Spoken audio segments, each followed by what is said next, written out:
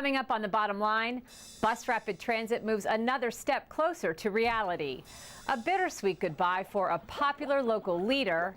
And ever wonder what it takes to be an election judge? We'll find out when we visit the Board of Elections and get some one-on-one with the folks who keep our elections running smoothly.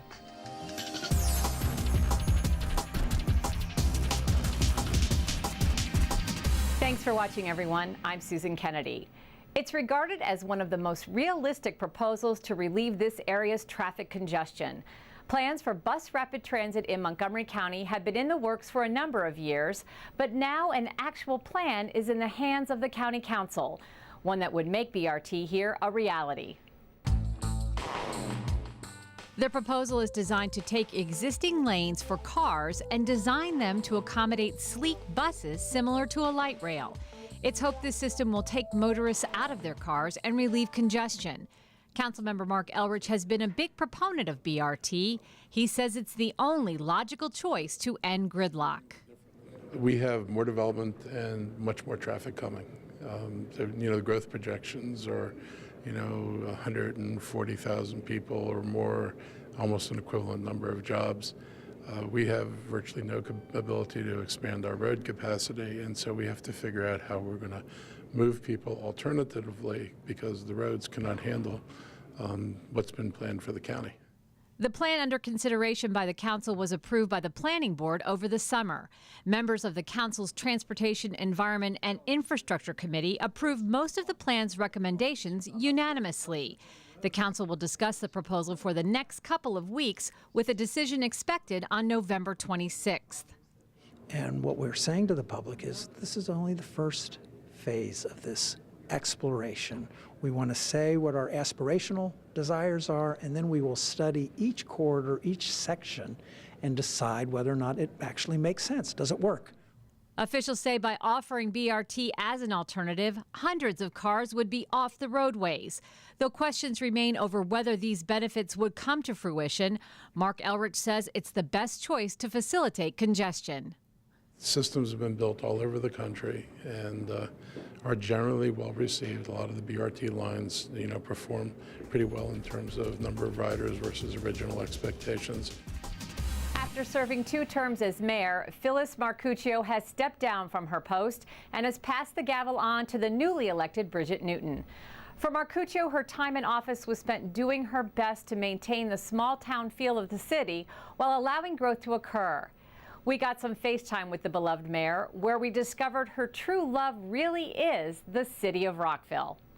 Hi, Susan. How are you? You look lovely. Oh, well, thank you. It's so nice to see you. Thanks for coming out to talk to us. I really appreciate it very much. Anytime. Yeah, this is great. This is beautiful. It's quite a nice little spot. I would have loved We've that. often used it as mayor and council, for a retreat or a special meeting. And so they still keep it up. Oh, yes. Yeah, it's quite Wow. fascinating. But there is quite a history to this place. Oh, I could tell as soon as I drove up. Since 1942, you've been in Rockville. So was this something you always aspired to? Oh, heavens, no. Oh, no. I would never have picked politics, and nor would I pick it now. Ooh, it's a tough proposition. I, Phyllis Marcuccio. I, Phyllis Marcuccio. If you're a sensitive soul, if you believe in truth and integrity and honesty and a half a dozen other good things, you're going to have a battle on your hands. It is not pretty. And, I turned 80 in August, and I thought, this old lady shouldn't be fighting that kind of stuff anymore. You've been pretty open with your comments on how difficult it was to get things done with this council. Absolutely. And what was the problem there? What was the issue that was holding back getting your agenda moving forward? It isn't so much that my agenda would move forward. It is the fact that an agenda that is good for the city would move forward. And the kinds of things that were proposed were all on the basis of benefiting the development community. Very little to benefit the community itself. We're planning all the time for those people who aren't here. Now, that's okay, because you have to think to your future, just like you think about your children or your grandchildren. But to plan your city in the fashion that it is servicing those individuals who haven't got a say-so, they're going to come to whatever's here, just isn't the right way to go about it. Is there anything that you wish you could have accomplished that you weren't able to see through while you were here? Well, of course, you know I want a science center. I'm Phyllis Marcuccio, your mayor, and I'm going to talk about something that's very dear to my heart, and that is science. But of course, I don't expect the city to pay for it, but I was so distracted I couldn't work with the Science Center people except on Science Day, but I couldn't put my energies there and put them toward the city at the same time. So there's a good, strong group of individuals who are making that happen.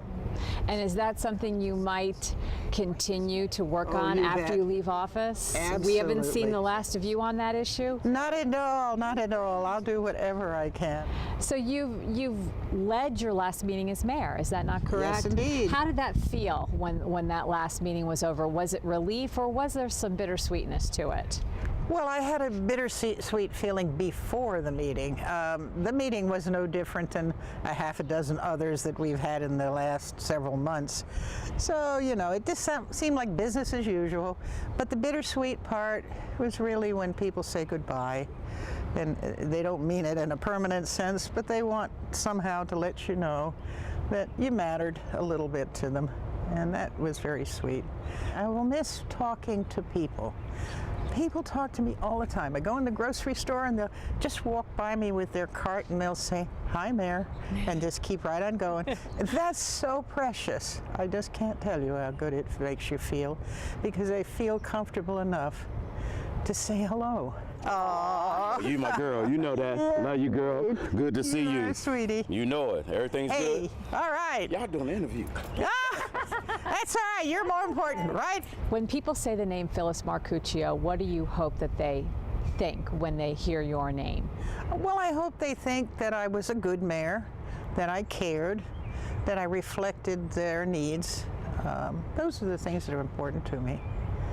After that, hey, you know how little time we're here? How little it matters? It matters that you do the best you can. Don't worry about anything afterward. There is so much preparation that goes on behind the scenes of an election here in Montgomery County. Hours of training and setup to make sure each vote is cast without a hitch. The county employs a staff at its Board of Elections in Gaithersburg, but there are 4,000 county residents who volunteer to serve as election judges. And without them, putting on an election would be next to impossible. We're very, very thankful that we have a core of judges that have worked with us for years, some 20 or 30 years. We have families that have worked together. So those individuals come back and, you know, they reach out to us, you know, is it time? You know, what do I need to do? But we probably recruit about 1,200 new individuals for each election. The Board of Elections recruits judges from all political parties. You have to be a Maryland registered voter, at least 17 years old with permission from a parent or guardian, and speak English. Each judge is paid $150 for a day's work and $30 for a day of training. And Board of Elections staff work diligently year-round to recruit prospective judges for upcoming elections.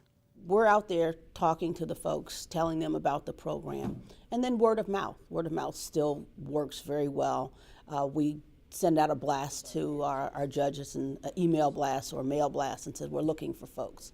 And they say, oh, my friend's been talking about doing it, and so they'll give us the information, we'll follow up.